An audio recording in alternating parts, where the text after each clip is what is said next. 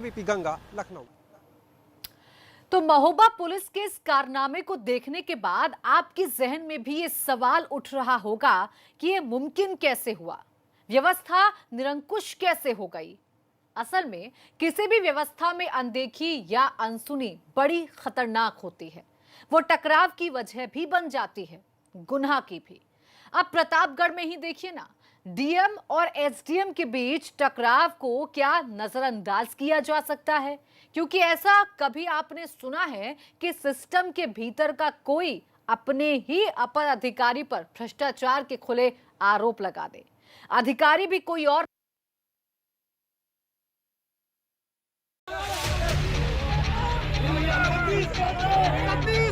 पड़ के मारने के लिए एक विनय देवकर और एक खुद सैनी। कहीं थानेदार से भिड़ रहे विधायक,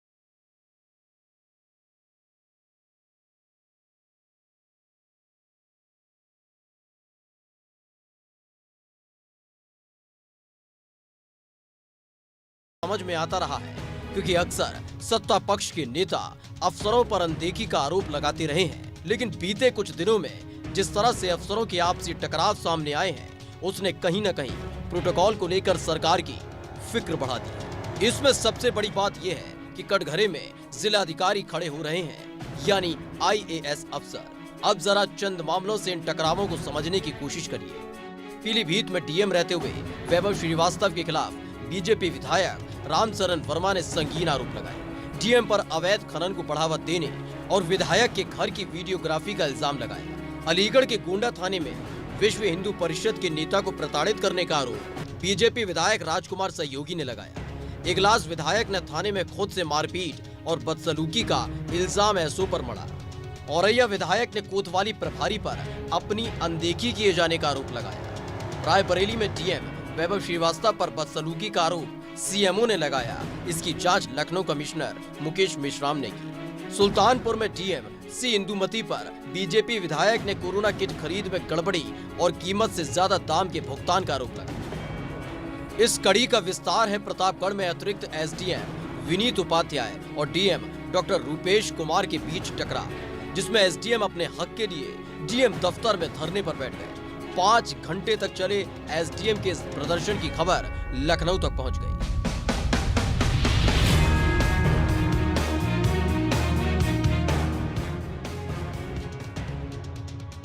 एसडीएम ने डीएम पर गंभीर आरोप लगाए हैं। खुले तौर पर उन्होंने डीएम के भ्रष्टाचार में शामिल होने का इल्जाम लगाया है।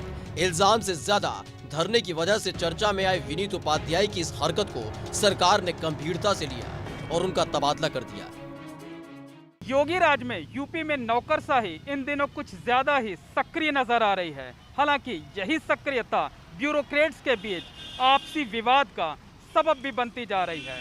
कुछ अफसर एक दूसरे के खिलाफ न सिर्फ मोर्चा खोलने में लगे हुए हैं, बल्कि उन्हें नीचा दिखाने और एक दूसरे पर गंभीर आरोप लगाने का भी कोई मौका नहीं छोड़ रहे हैं।